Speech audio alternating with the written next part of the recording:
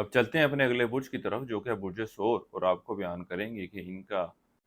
21 سے 31 جولائی کا یہ عشرہ علم نجوم کی روشنی میں کیا کچھ بیان کرنے جا رہا ہے۔ وہ افراد جو 21 اپریل سے 20 مئی کے عشرے کے دوران پیدا ہوئے ہیں وہ برج ثور کے تحت آتے ہیں۔ اس کے علاوہ وہ افراد جن کو اپنی تاریخ پیدائش معلوم نہ ہو مگر ان کا نام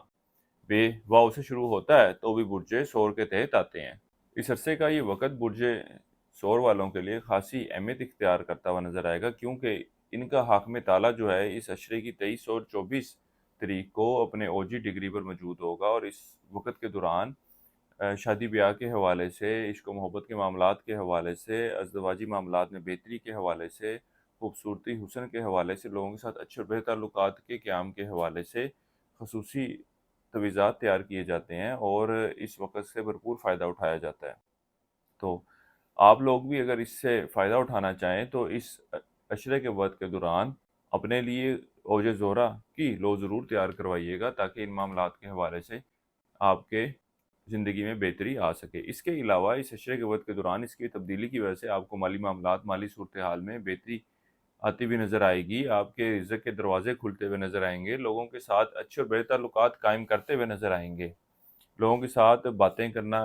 گفتگو کرنا پسند کریں گے، لوگوں کے ساتھ تعلقات بڑھانا کی کوشش کریں گے۔ اس کے علاوہ اس عشرے کے وقت کے دوران آپ کا دفتری ماحول، دفتری معاملات بھی آپ کے لیے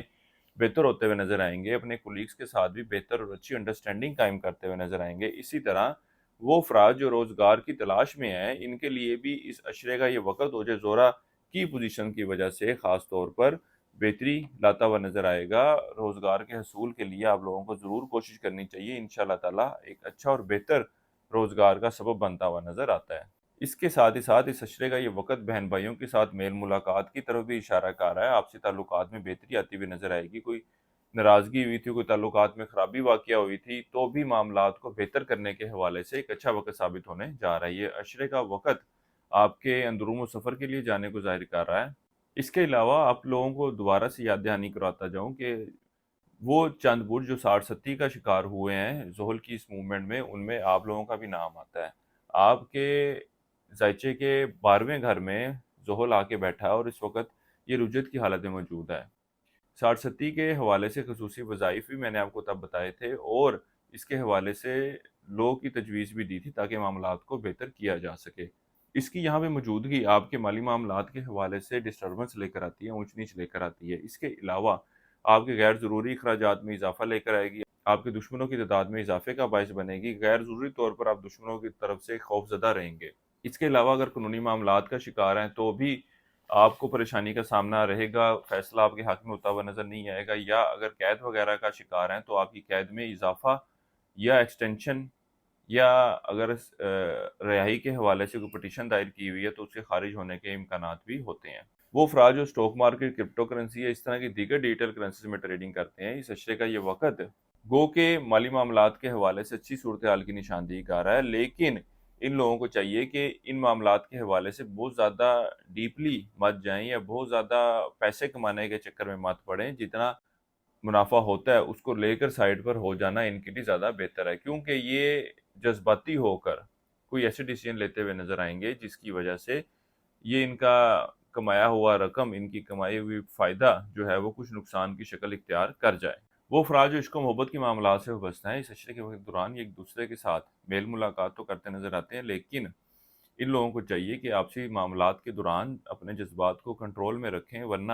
ان کے آپسی تعلقات میں خرابی واقع ہو سکتی ہے۔ صحت کے حوالے سے ایک اچھا اور بہتر وقت رہنے والا ہے۔ وہ افراد جو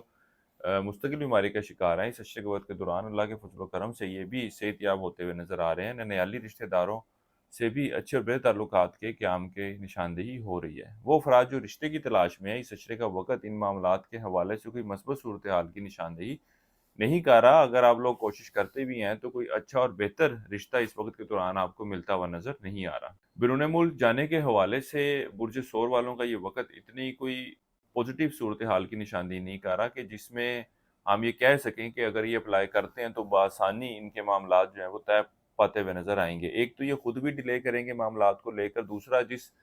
ذرائع سے انہوں نے اپنا کیس پٹ کیا ہوگا اس کی طرف سے بھی کوئی فوراً عمل ہوتا ہوا نظر نہیں آتا۔ اس عرصے کے لیے ایک وظیفہ آپ کو بتا رہا ہوں، یا اللہ یا سلام ہو۔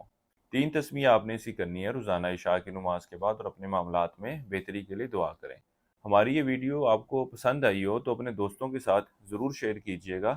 تاکہ وہ بھی اپنے زوڈک سائن کے بارے میں جان سکیں۔ اس عرصے کے دوران آپ لوگوں کو چاہیے کہ شکر بطور صدقے کے طور پر دیں۔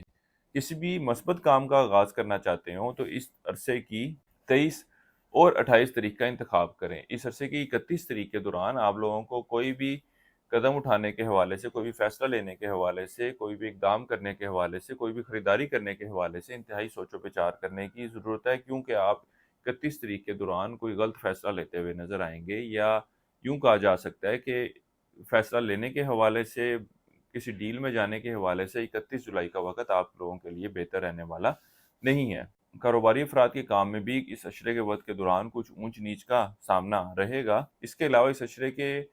وقت کے دوران خاص طور پر پہلے 5 ایام میں وراثتی معاملات کو حل کرنے کے حوالے سے، وراثتی معاملات کو لے کر چلنے کے حوالے سے آپ لوگوں کے پاس ایک اچھا وقت آ رہا ہے۔ اس وقت کو ضرور یوٹیلائز کیجیے گا اور وراثتی معاملات کو حل کرنے کی کوشش کیجیے گا۔